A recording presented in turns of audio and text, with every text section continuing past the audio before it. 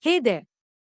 Have you ever wondered how to talk about things when you're not quite sure how many you have? Suppose you have boxes of apples and oranges for which you do not know the exact quantities. How will you simply express the total number of fruits? Well, you'd probably just say you have some apple boxes and some orange boxes, right? That's kind of like a puzzle we solve in math, especially when we want to simplify how we talk about numbers and letters mixed together. This is the problem we answer in algebraic expressions.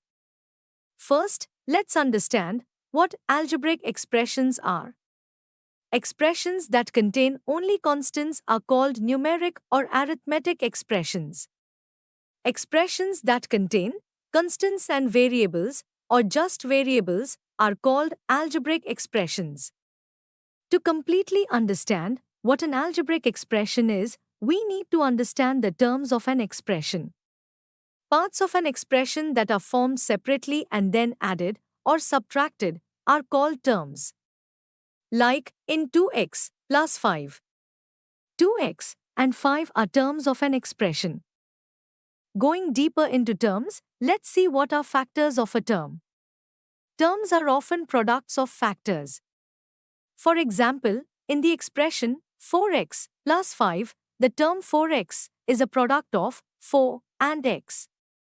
So, 4 and x are factors of the term 4x. So, in the world of math, we meet two special kinds of terms, like terms and unlike terms. Like terms are like best friends who share everything, terms that have exactly the same combination of variables. For example, 8x and minus 11x are like terms because they both have an x. Similarly, k cube m raised to power 5 and 4k cube m raised to power 5 are like terms because they share the k cube m power 5. It's like having boxes of the same kind of fruit. On the flip side, unlike terms are those that don't match up. Terms that have different variables or have the same variables but have different exponents. For instance, 10r and 10s don't match because one has an r and the other has an s. 2 by 70 square m to the power 5 and 3t cube m. They're like boxes of different fruits. Just remember, if the letters or their numbers don't match, they're unlike terms. Let's try simplifying something together. If we have 5x plus 4y minus 2x, how do we make it simpler? First, identify the like terms, which are 5x and minus 2x in this case. Rearrange and group like terms. Add or subtract the integer coefficients of like terms, then copy the variable. Write the unlike term as it is. So, our simplified expression is 3x plus 4y. It's just like sorting and combining boxes of the same fruits. Now, let's also learn the steps to find the value of an expression. Let's try finding the value of 5x squared plus 5x minus 2 if the value of x is equal to minus 2. The first step is replace the variable with its value, so we get 5 into minus 2 square plus 5 into minus 2 minus 2.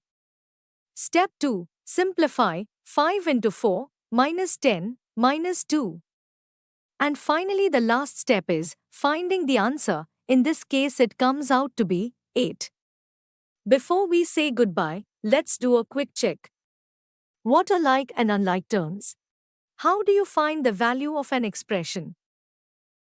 And of course, if checking your answers makes you nervous, there's an answer key for the recap too. It's always good to know you're on the right track. Understanding like and unlike terms, combining them properly, and simplifying expressions are all important tools in your math toolbox. We hope that you have understood the topic.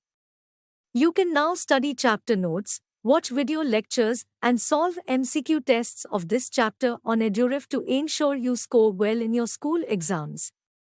And that's not all, you also get amazing courses for maths, science, English, Hindi, and much more for class 7. Thank you.